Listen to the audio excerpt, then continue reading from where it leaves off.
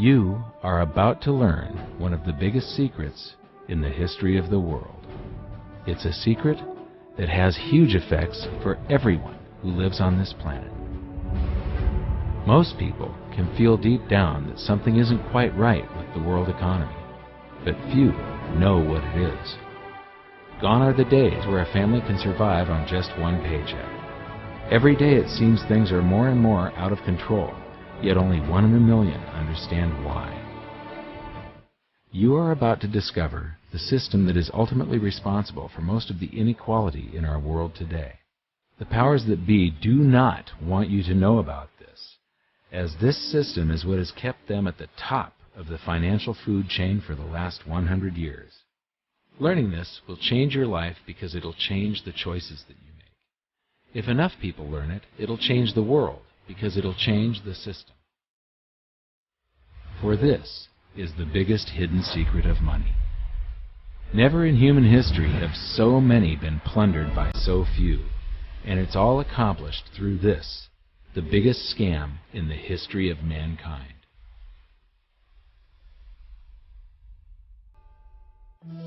They say that money doesn't grow on trees, but the truth is that the modern banking system creates currency far faster than trees can grow. Most people don't have a clue how currency is created. Economists and bankers make it sound so complex that people think they can't understand it. But I'm going to strip our monetary system down to its essence so that you can see the scam behind the curtain and just how it affects you. Every modern society creates currency in pretty much the same way. But since the US dollar is the majority of the world's currency, I'm going to use the United States as our example. It all starts when some politician says, "Vote for me and I'll make sure the government provides you more free stuff than my opponent will." But there's no such thing as a free lunch. So to provide that supposedly free stuff, the politicians vote for the country to spend more than its income. This is called deficit spending.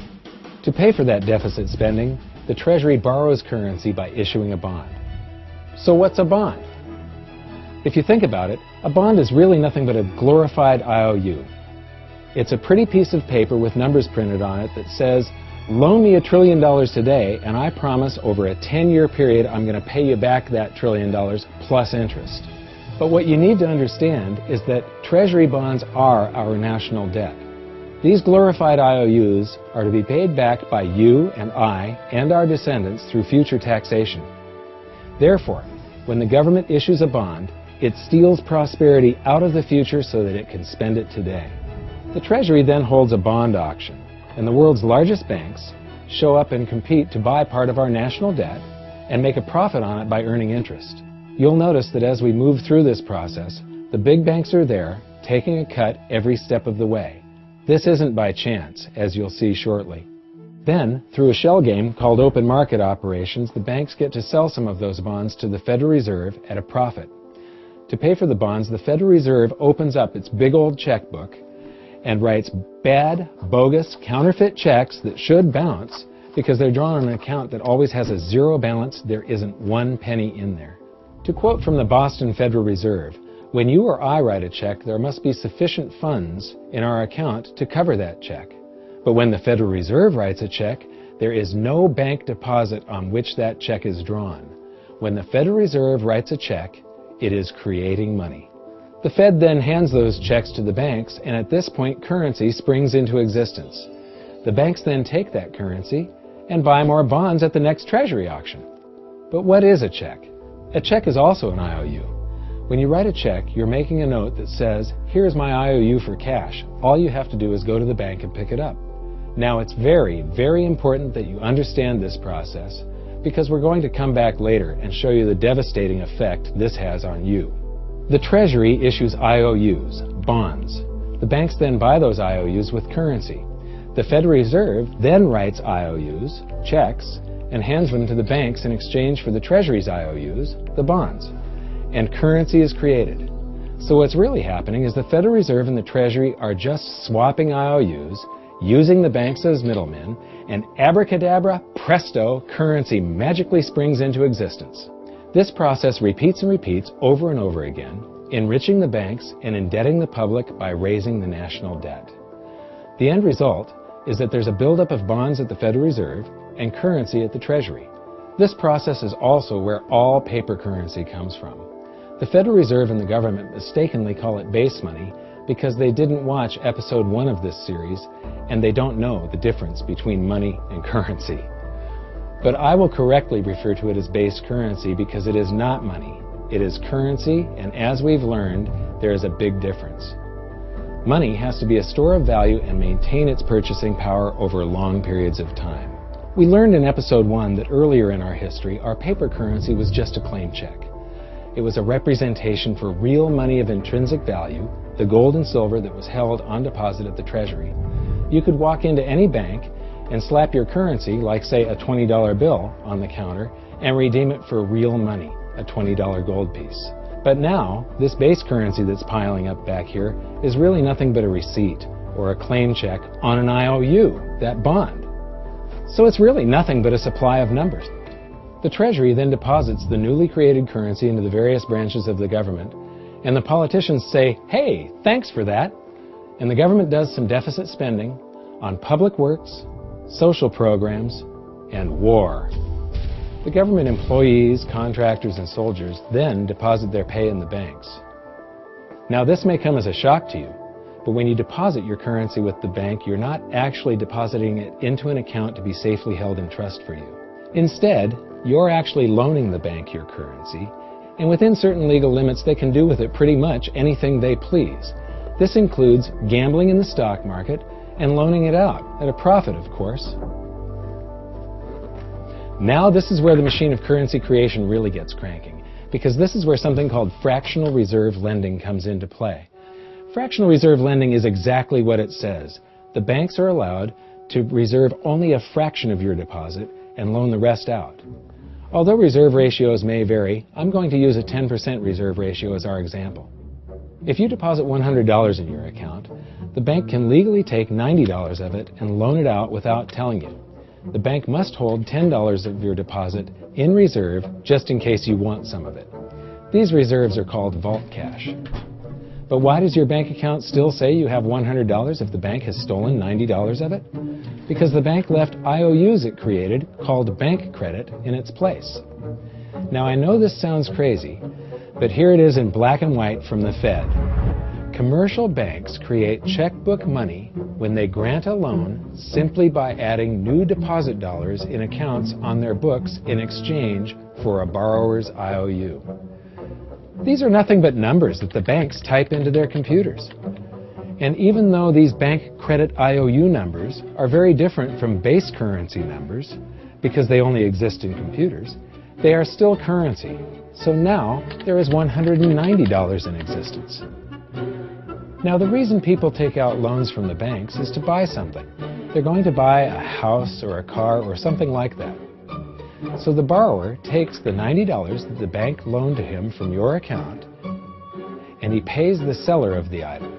But then the seller deposits that currency into his account and his bank loans out 90% of that and leaves bank credit numbers in its place. So now there's $271 in existence. This process repeats and repeats until under a 10% reserve ratio, an initial deposit of just $100 can create up to $1,000 of bank credit, all backed by $100 of vault cash, just 10%. But as I said, reserve ratios vary wildly. On some deposits, it's 10%, on others, it's 3%, and on some forms of deposits, reserve requirements are 0. The result is that the expansion of the currency supply by the banks is far greater than even this example would lead you to believe. So once again, when currency is deposited in the banks get to lend it out, and then it gets redeposited and relent, redeposited and relent, redeposited and relent over and over again, creating bank credit all the way. This is where the vast majority of our currency supply comes from. In fact, 92 to 96% of all currency in existence is created not by the government, but here in the banking system. Now, massive amounts of currency spewing into society may at first sound like a fun idea. That is, until you remember one of the most important hidden secrets of money from episode 1, that the prices of everyday goods and services act as a sponge on an expanding currency supply. The more currency we have, the more prices rise. This is where inflation comes from. The true definition of inflation is an expansion of the currency supply. Rising prices are merely the symptom. So our entire currency supply is nothing but a couple of bucks whipped up in this hocus-pocus scam where the Treasury and the Federal Reserve swap glorified IOUs and a bunch of numbers that the banks just type into their computers. That's it. That's our entire currency supply. It's nothing but a supply of numbers. Some of them printed, most of them typed, and there is nothing else. But if you thought that was crazy, get ready to enter the twilight zone of modern economics. We work for some of that currency supply. True wealth is your time, but we trade away moments of our lives, hour by hour, day by day, and year by year, for numbers that somebody printed on pieces of paper or just typed into a computer. Now those numbers represent our blood, sweat, tears, labor, ideas, and talent. We are what gives the currency its value. But here comes the really cruel joke. We work hard so that we can save some of that currency, so that we can pay the tax collector. In the United States, it's known as the IRS. They then turn it over to the Treasury so that the Treasury can pay the principal plus interest on that bond that the Federal Reserve bought with a check drawn on an account that has nothing in it. Now let's do a recap on this section because this is where the system begins to rob you and I on a massive scale. Much of our taxes are not used for schools, roads, and public services, but to pay interest on bonds that the Federal Reserve bought with a check drawn on an account that has nothing in it. The Federal Reserve is committing fraud. But here's one of the biggest secrets of them all. Before the establishment of the Federal Reserve, there was no need for personal income tax. The Federal Reserve was created in 1913, and that very same year, the Constitution was amended to allow income tax. Do you really think this was just a coincidence? Ask yourself how much income tax you've paid over your lifetime. Much of it has been silently siphoned away into the hands of those who own the system. Yes, this system has owners. Who they are is an even bigger secret that we'll get to shortly. But first, we need to understand the mumbo-jumbo of the so-called debt ceiling. It's all based on a huge paradox. There was interest due on that bond, and there was interest due on every one of those loans that the banks made. That means that there is interest due on every dollar in existence. Let me ask you something. If you borrow the very first dollar into existence, and that's the only dollar that exists on the planet, but you promise to pay it back plus another dollar's worth of interest, where do you get the second dollar to pay the interest? The answer is that you have to borrow that one into existence and promise to pay it back with interest as well. So now there are $2 in existence, but you owe $4, and so on and so on. The result is there's never enough currency to pay the debt. There is always more debt in the system than there is currency in existence to pay the debt. Therefore, the whole system is impossible. It is finite. It will come to an end one day. What would happen if the government stopped borrowing to do deficit spending? Are the payments on those treasury bonds going to stop? What would happen if the public stopped borrowing and going deeper into debt? Are your house and car payments going to stop? No. There is a payment due every month on the principal plus the interest on every dollar in existence, and those payments do not stop. If we stop borrowing, then no new currency is created to replace the currency that we used to make those payments.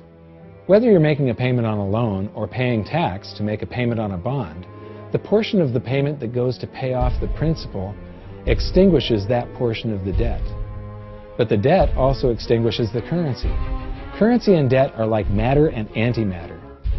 When they meet, they annihilate each other.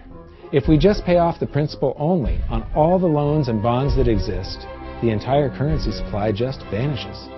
So if we don't go deeper into debt every year, look what happens. The whole thing goes into a deflationary collapse under the weight of those payments. Politicians and pundits alike talk about balancing the budget, paying down the debt, and living within our means. They don't understand that that is deflationary. It is impossible to do under our current monetary system without collapsing the whole economy. This is why any talk of a debt ceiling is not only ridiculous, it's delusional. The system is designed to require ever-increasing levels of debt just to continue. And that's why politicians will always kick the can down the road and raise this so-called debt ceiling over and over again until the whole system finally collapses under its own weight. In other words, they don't want it to collapse on their watch. The Founding Fathers of the United States knew the dangers of central banking and fought to free themselves from this very thing. The Revolutionary War started out as a tax revolt, but now we must pay tax just to have a monetary system. Having just suffered through the hyperinflation of the continental dollar, which was printed into oblivion to finance the Revolutionary War, they understood the dangers of fiat currency and debt-based monetary systems. So to protect future generations from institutional theft and out-of-control government, they wrote into the Constitution that only gold and silver can be money for the simple fact that you can't print them. Our current system is not only unconstitutional, but it robs us of the liberty and prosperity our forefathers fought and died for.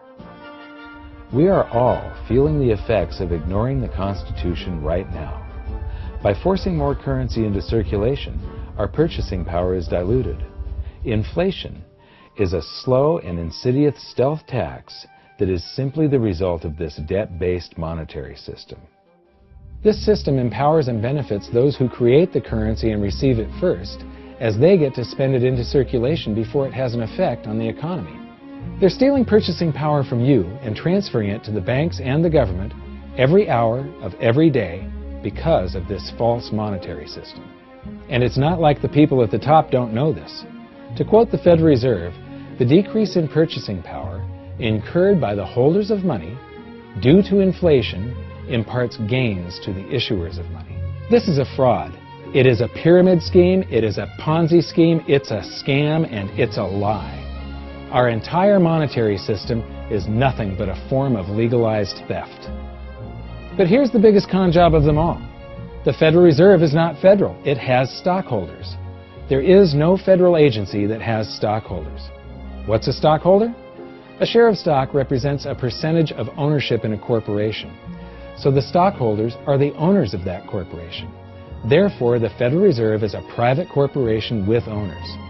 And you can see it for yourself if you go to the Federal Reserve's website, and it will say, the stockholders receive an annual dividend of 6%. Now, we know that the stock in the Federal Reserve was originally issued to the largest banks in the United States.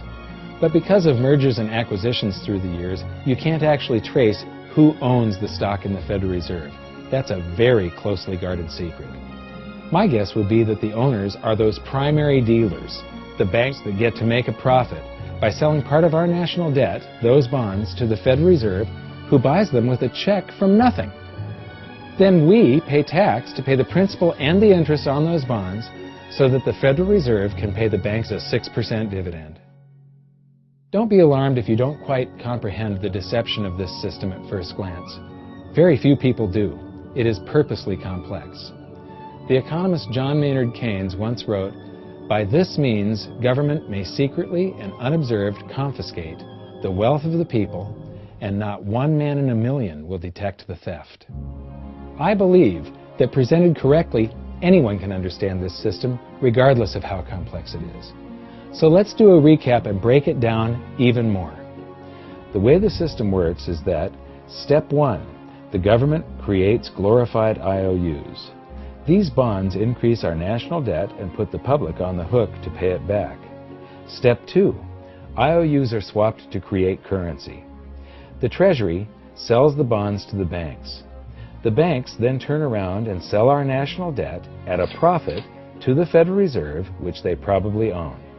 The Federal Reserve then opens its checkbook that doesn't have a penny in it and buys those IOUs with IOUs that it writes, checks, on a checking account that has a zero balance. Then they give those checks to the banks and currency just springs into existence, and then the whole process repeats. This results in a buildup of bonds at the Federal Reserve and currency at the Treasury, which is really just a supply of numbers. The Treasury then deposits the numbers in the various branches of the government, and we get to step 3. The government spends the numbers on promises, public works, social programs, and war. Then the government employees, contractors, and soldiers deposit their pay into the banks. And we get to step 4, where the banks multiply the numbers by magically inventing more IOUs through fractional reserve lending, where they steal a portion of everyone's deposit and lend it out. That currency gets redeposited, and then a portion is stolen again. And the process repeats over and over, magnifying the currency supply exponentially. Then we work for some of those numbers, which brings us to step 5, where our numbers are taxed.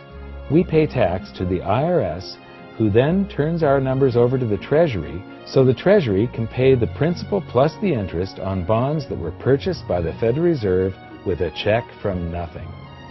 Then we get to step 6, the debt ceiling delusion. The system is designed to require ever-increasing levels of debt and will eventually collapse under its own weight because politicians always kick the can down the road. They don't want it to collapse on their watch. And finally, step 7. The secret owners take their cut. The world's largest banks own the Federal Reserve. Those banks make a profit selling our national debt to the Fed. They make a profit when the Fed pays them interest on the reserves held at the Fed, and the Fed pays them a 6% dividend on their ownership of the Fed. This system is fundamentally evil. It funnels wealth from the working population to the government and the banking sector. It is the cause of the artificial booms and busts of modern economies, and it causes great disparity of wealth between the rich and the working class. And it is only possible because we no longer use real money, we use currency. But worst of all, it is a form of enslavement. Bond is the root word of bondage. Whenever a government issues a bond, it is a promise to make us pay tax in the future. Nobody asked you if you wanted to pay tax today for the prosperity we all enjoyed in the last century. Nobody is asking our children if they want to work hard in the future to pay for the prosperity we're enjoying now. George Washington once wrote to James Madison, "No generation has the right to contract debts greater than can be paid off during the course of its own existence." By stealing prosperity from tomorrow so we can spend it today, we enslave ourselves and future generations. Now this all sounds pretty bad, but there is great hope, for you are the greatest threat to this false monetary system. This system relies on the public being ignorant of its workings. Please share this knowledge with everyone you know, because an informed public that fully understands the system can build a better future for generations to come. And now I leave you with this quote, widely attributed to a former director of the Bank of England. The modern banking system manufactures money out of nothing. The process is perhaps the most astounding piece of sleight of hand that was ever invented. Banking was conceived in inequity and born in sin. Bankers own the earth. Take it away from them, but leave them the power to create money and control credit, and with the flick of a pen, they will create enough money to buy it back again. But if you want to continue as the slaves of bankers and pay the cost of your own slavery, let them continue to create money and to control credit. This is the Federal Reserve in Washington, D.C. It's located on Constitution Street, and that is just as much of a joke as the New York Fed being located on Liberty Street. Both of them are unconstitutional, both of them limit our liberty, and they transfer wealth away from us every second of every day to the Federal Reserve, to the government, and to the banking sector. You are now among the 1 in a million who can detect the theft of your prosperity. So the big question is, what can you do about it? 1. Watch this video until you can describe and teach it to others. Those who understand this system can make preparations for its unavoidable collapse and protect themselves. History shows that those who don't will probably be wiped out. 2. Share this video with everyone, especially those you care about. All it takes is a mouse click or two to get this message in front of millions. Post this video on Facebook, tweet it, email it to loved ones. Please share it wherever you can. 3. Join the conversation. The current world monetary system is based on a 300-year-old design meant to enrich a few at the expense of the many. There must be a better way. At hiddensecretsofmoney.com, we've created an open-source platform for the design and development of a new world monetary system. We're calling on every economist, every student, every college, every bright mind, and anyone who cares to join the discussion. In educating ourselves and each other, we can prevent the further loss of our freedoms and maybe, just maybe, win some of them back.